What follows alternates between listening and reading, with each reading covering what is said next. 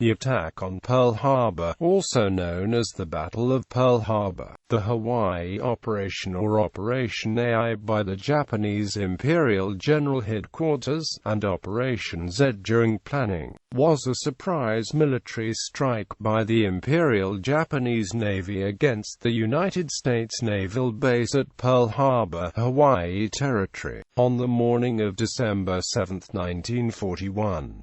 The attack led to the United States' entry into World War II. Japan intended the attack as a preventive action to keep the U.S.Pacific Fleet from interfering with military actions the Empire of Japan planned in Southeast Asia against overseas territories of the United Kingdom, the Netherlands, and the United States. Over the next 7 hours there were coordinated Japanese attacks on the U.S.-held Philippines, Guam and Wake Island, and on the British Empire in Malaya, Singapore, and Hong Kong. The attack commenced at 7:48 a.m. Hawaiian time. The base was attacked by 353 Imperial Japanese fighter planes, bombers, and torpedo planes in 2 waves, launched from 6 aircraft carriers. All 8 U.S. Navy battleships were damaged, with 4 sunk. All but Arizona were later raised, and 6 were returned to service and went on to fight in the war. The Japanese also sank or damaged 3 cruisers, 3 destroyers, an anti-aircraft training ship, and 1 mine layer. 188 U.S. aircraft were destroyed, 2,403 Americans were killed and 1,178 others were wounded. Important base installations such as the power station, shipyard, maintenance, and fuel and torpedo storage facilities, as well as the submarine piers and headquarters building, were not attacked. Japanese losses were light: 29 aircraft and 5 midget submarines lost, and 64 servicemen killed. 1 Japanese sailor, Kazuo Sakamaki, was captured. The attack came as a profound shock to the American people and led directly to the American entry into World War II in both the Pacific and European theaters. The following day, December 8, the United States declared war on Japan. Domestic support for non-interventionism, which had been fading since the fall of France in 1940, disappeared. Clandestine support of the United Kingdom was replaced by active alliance.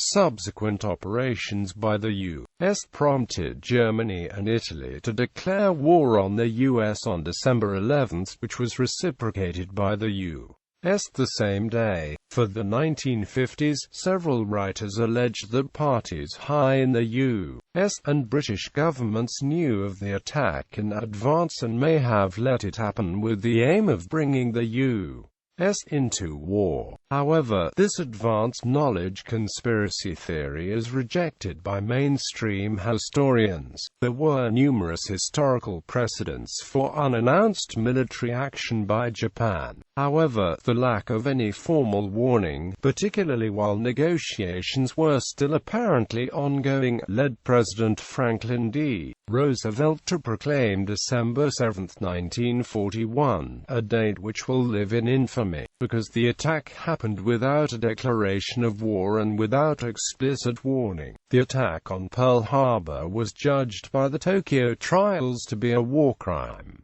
Background to conflict. Diplomatic background. War between Japan and the United States had been a possibility of which each nation had been aware since the 1920s, though tensions did not begin to grow seriously until Japan's 1931 invasion of Manchuria. Over the next decade, Japan continued to expand into China, leading to all-out war between those countries in 1937. Japan spent considerable effort trying to isolate China and achieve sufficient resource independence to attain victory on the mainland. The Southern Operation was designed to assist these efforts. From December 1937, events such as the Japanese attack on U.S.Pacific, the Allison Incident, and the Nanking Massacre swung public opinion in the West sharply against Japan. Fearing Japanese expansion, the United States, the United Kingdom, and France provided loan assistance for war supply contracts to the Republic of China. In 1940, Japan invaded French Indochina in an effort to control supplies reaching China. The United States halted shipments of airplanes, parts, machine tools, and aviation gasoline to Japan, which was perceived by Japan as an unfriendly act. The U.S. did not stop oil exports to Japan at the time, in part because prevailing sentiment in Washington was that such an action would be an extreme step that Japan would likely consider a provocation, given Japanese dependence on U.S. oil. Early in 1941, President Franklin D. Roosevelt moved the Pacific Fleet to Hawaii from its previous base in San Diego and ordered a military build-up in the Philippines in the hope of discouraging Japanese aggression in the Far East, because the Japanese High Command was certain that any attack on the UK's Southeast Asian colonies would bring the U.S. into war. A devastating preventive strike appeared to be the only way to avoid U.S. naval interference. An invasion of the Philippines was also considered necessary by Japanese war planners. The U.S. War Plan Orange had envisioned defending the Philippines with a 40,000-man elite force. This was opposed by Douglas MacArthur, who felt that he would need a force 10 times that size, and was never implemented. By 1941, U.S. planners anticipated abandonment of the Philippines at the outbreak of war, and orders to that effect were given in late 1941 to Admiral Thomas Hart, commander of the Asiatic Fleet. The U.S. ceased oil exports to Japan in July 1941, following Japanese expansion into French Indochina after the fall of France, in part because of new American restrictions on domestic oil consumption. This in turn caused the Japanese to proceed with plans to take the Dutch East Indies, an oil-rich territory. On August 17, Roosevelt warned Japan that the U.S. was prepared to take steps against Japan if it attacked neighboring countries. The Japanese were faced with the option of either withdrawing from China and losing face, or seizing and securing new sources of raw materials in the resource-rich, European-controlled colonies of Southeast Asia. Japan and the U.S. engaged in negotiations during the course of 1941 in an effort to improve relations. During these negotiations, Japan offered to withdraw from most of China and Indochina when peace was made with the nationalist government, adopt an independent interpretation of the Tripartite Pact, and not to discriminate in trade provided all other countries reciprocated. Washington rejected these proposals. Japanese Prime Minister Konoye then offered to personally meet with Roosevelt, but Roosevelt insisted on coming to an agreement before any meeting. The U.S. ambassador to Japan repeatedly urged Roosevelt to accept the meeting, warning that it was the only way to preserve the conciliatory Konoye government and peace in the Pacific. His recommendation was not acted upon. The Konoye government collapsed the following month when the Japanese military refused to agree to the withdrawal of all troops from China.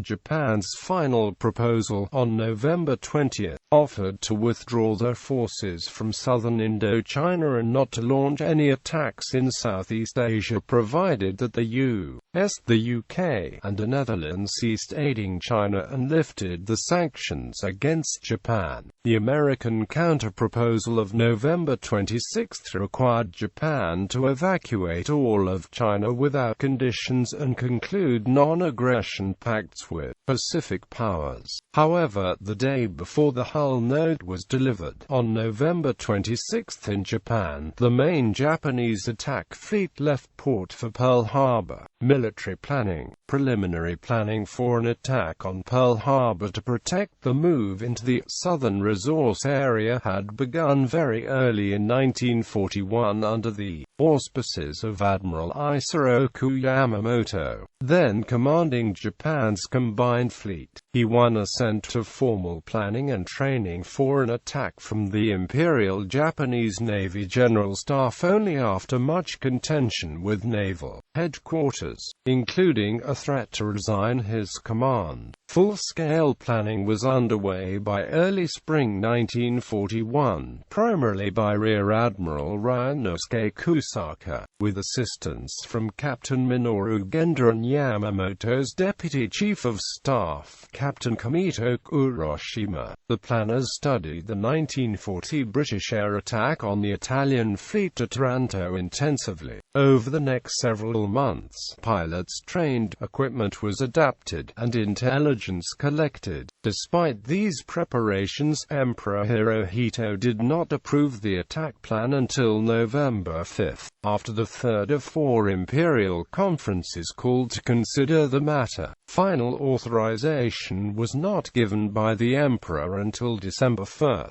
after a majority of Japanese leaders advised him the Hull Note would destroy the fruits of the China incident, endanger Manchukuo and undermine Japanese control of Korea. By late 1941, many observers believed that hostilities between the U.S. and Japan were imminent. A Gallup poll just before the attack on Pearl Harbor found that 52% of Americans expected war with Japan, 27% did not, and 21% had no opinion. While U.S.-Pacific bases and facilities had been placed on alert on many occasions, U.S. officials doubted Pearl Harbor would be the first target. Instead, they expected the Philippines would be attacked first. This presumption was due to the threat that the air bases throughout the country and the naval base at Manila posed to sea lanes, as well as to the shipment of supplies to Japan from territory to the south. They also incorrectly believed that Japan was not capable of mounting more than one major naval operation at a time. Ever since the Japanese attack, there has been debate as to how and why the United States had been caught unaware, and how much and when American officials knew of Japanese plans on related topics. Military officers including Gen. Billy Mitchell had pointed out the vulnerability of Pearl to air attack. At least two naval war games, one in 1932 and another in 1936, proved that Pearl was vulnerable to such an attack. ADM. James Richardson was removed from command shortly after protesting President Roosevelt's decision to move the bulk of the Pacific Fleet to Pearl Harbor. The decisions of military and political leadership to ignore these warnings has contributed to conspiracy theories. Several writers, including journalist Robert Stinnett and former United States Rear Admiral Robert Alfred Theobald, have argued that various parties high in the U.S. and British governments knew of the attack in advance and may even have let it happen or encouraged it in order to force the U.S. into war via the so-called backdoor.